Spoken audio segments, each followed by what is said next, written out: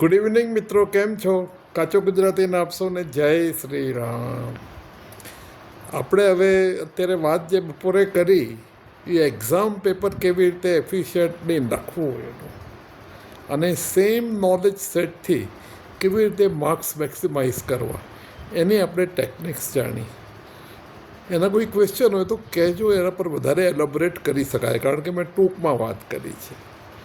હવે અત્યારે જે વાત કરીએ છીએ એ રિટર્ન ટેસ્ટની, પણ અત્યારે જે વાત કરીએ ઇન્ટરવ્યૂની છે. ભાઈ, જોબ માટે જે ઇન્ટરવ્યૂ આપતા હોઈએ જનરલી, કે કોઈ કોલેજમાં સિલેક્શન માટે ઇન્ટરવ્યૂ આપતા હોઈએ, કોઈ પણ જગ્યાએ ઇન્ટરવ્યૂ આપતા, ઇન્ટરવ્યૂ કેવી રીતે ફેસ કરવું? સૌથી પહેલાં તો ઇન્ટરવ્યૂની તૈયારી શું કરવી? જે કંઈ તમારું ટેસ્ટ, તમે કેમિકલ એન્જિનિયર હો અને તમે ઇન્ડસ્ટ્રીમાં જોબ માટે જતા હો, તો જે કેમિકલ એન્જિનિયરની જે એપ્લાઇડ નોલેજ છે એની પણ તમારે બ્રશઅપ કરી લેવું પડે. બહુ વધારે પડતા થિયરેટિકલ નોલેજને ઇન્ટરવ્યૂમાં જરૂર ના પડે, પણ જે પ્રેક્ટિકલી એપ્લાઇડ નોલેજ છે એનું, કે ભાઈ ડિસ્ટિલેશનના જે ટૉપિક છે, એક્સ્ટ્રેક્શનના ટૉપિક્સ છે, સ્ટીમ ટ્રેપના ટૉપિક્સ છે, ક્રાયોજેનિકના ટૉપિક્સ છે, એ બધા તમને આવડવા જોઈએ. ને જે એપ્લાઇડ નોલેજ પણ તમારે બ્રશઅપ કરી લેવું પડે. અને તમે ભણેલા તો 4 વર્ષ. હવે ધારો કે ઇન્ટરવ્યૂમાં તમે એન્ટર થાઓ અને 3-4 જણા ઇન્ટરવ્યૂની પેનલ હોય. સૌથી પહેલાં તો એકદમ સ્માઇલ કરતાં કરતાં તમે એન્ટર થાઓ. તમારા ચહેરા પર કમ્પોઝર દેખાવું જોઈએ, ભય નહીં.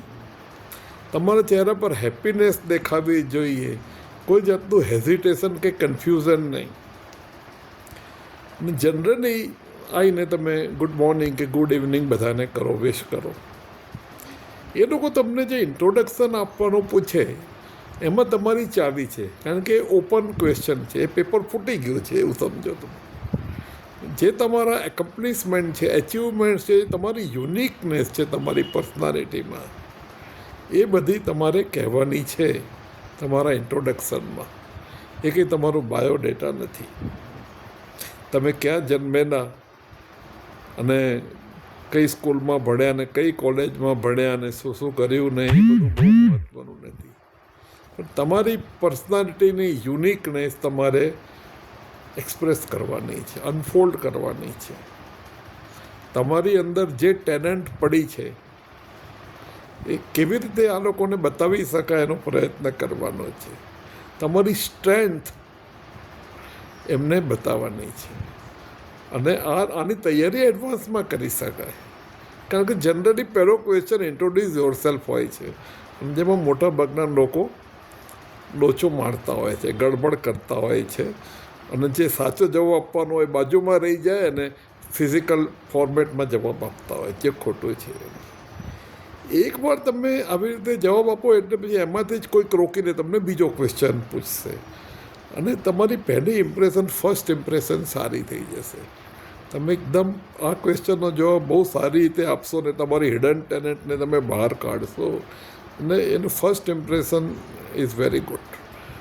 ફર્સ્ટ ઇમ્પ્રેશનને આગળ કેરી કરવા માટે એ લોકો જે ક્વેશ્ચન પૂછે એમને તમને આવડે એ રીતે યોગ્ય જવાબ આપો. ના આપો તો નથી, મારા ધ્યાનમાં નથી અત્યારે, કે I am not remembering, I have not referred it, I forgotten it, જે બી છે.